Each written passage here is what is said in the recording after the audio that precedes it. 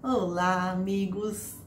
Hoje nós vamos falar de um problema bastante doloroso que afeta algumas pessoas: esquizofrenia. O que diz a doutrina espírita?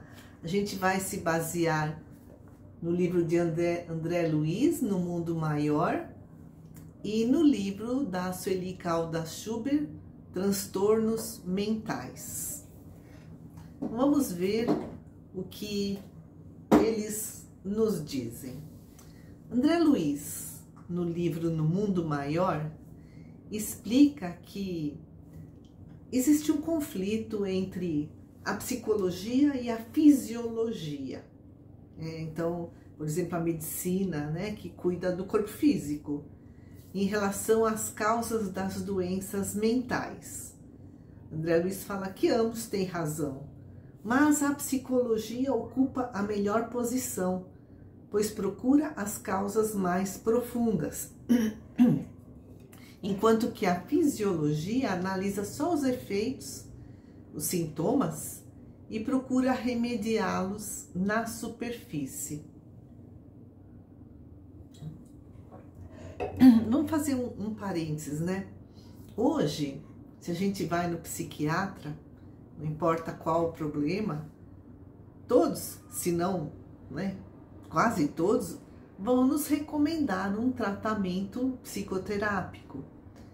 Mas esse livro, No Mundo Maior, ele foi escrito em 1947.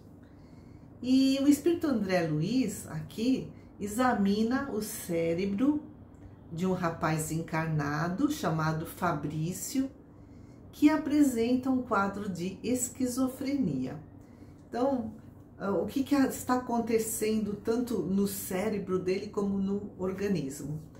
Então, o cérebro tem anomalias estranhas, apresenta manchas sombrias, ele tem distúrbio na circulação sanguínea, nos movimentos, nos sentidos, Então, ele tem alucinações, auditivas, ouve vozes, e tudo isso é decorrente do perispírito que está perturbado. O nosso perispírito é um corpo de energia mais sutil, quintessenciado, que faz a ligação entre o espírito que somos e o nosso corpo físico.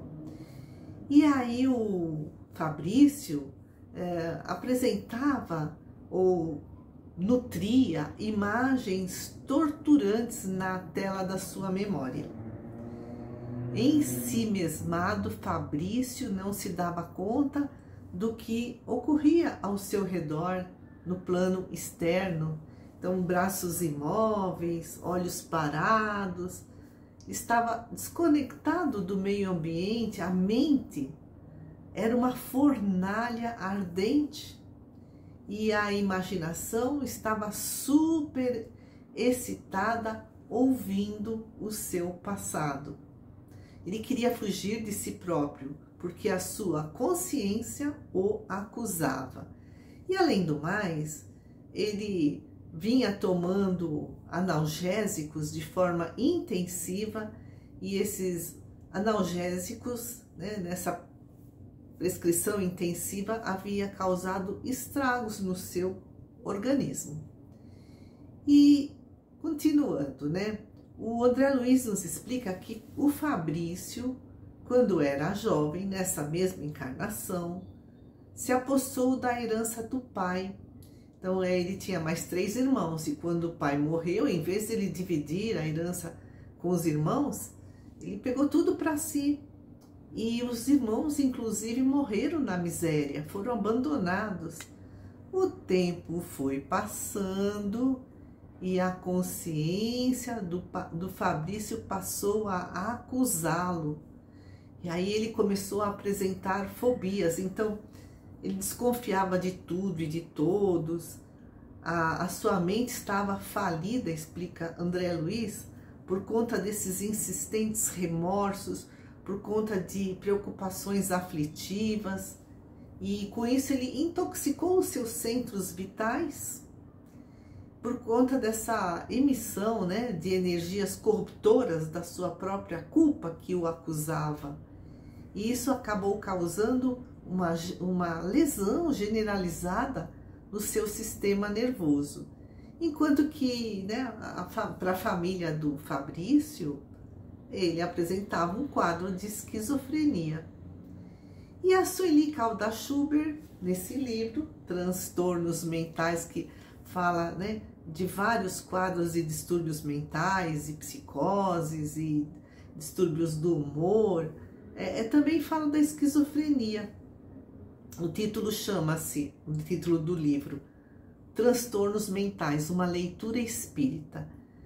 E aí a Sueli explica que a esquizofrenia apresenta sintomas variados que mudam com o tempo, conforme a pessoa envelhece, e as causas são consideradas heterogêneas, tanto ligadas a fatores genéticos como a tensões do meio ambiente. Então, o esquizofrênico, ele tem alucinações auditivas, então ele ouve vozes, né, que o perseguem, apresenta posturas bizarras, tem um afeto embotado, né, não se relaciona afetivamente com as pessoas, tem uma sensação de ardência no cérebro, olha aí, coincidindo, né, com o que o Fabrício sentia, e inclusive desagregação do pensamento. E aí a Sueli nos traz a esquizofrenia na visão espírita. Às vezes há a presença de obsessores que, né, jogam as suas energias deletérias, desequilibrando o perispírito. E o Manuel Filomeno de Miranda, no livro Loucura e Obsessão, aqui citado pela Sueli Calda-Schubert, nos diz que essa culpa, né, de delitos do passado, seja um passado dessa encarnação, como no caso do Fabrício, ou de encarnações passadas, acaba gerando uma sintonia com os adversários, com as pessoas que prejudicamos, e essas energias destrutivas dos obsessores desequilibram o perispírito, que desequilibra o sistema nervoso. Aí ela finaliza: enfim, o espírito culpado é o responsável pela alienação que padece no corpo, né? Então, o afeto embotado, pensamento desagregado, movimentos desconexos, alienação, né? Então, o espírito culpado é o responsável pela alienação que padece no corpo, sendo as suas causas atuais, aquele que, né, tudo que vem ocorrendo, né, nesse quadro de esquizofrenia, consequências diretas ou não do passado. Então, amigos queridos, agradeço a atenção, agradeço a todos que se inscreveram no canal, agradeço as mensagens que deixam lá e até a próxima.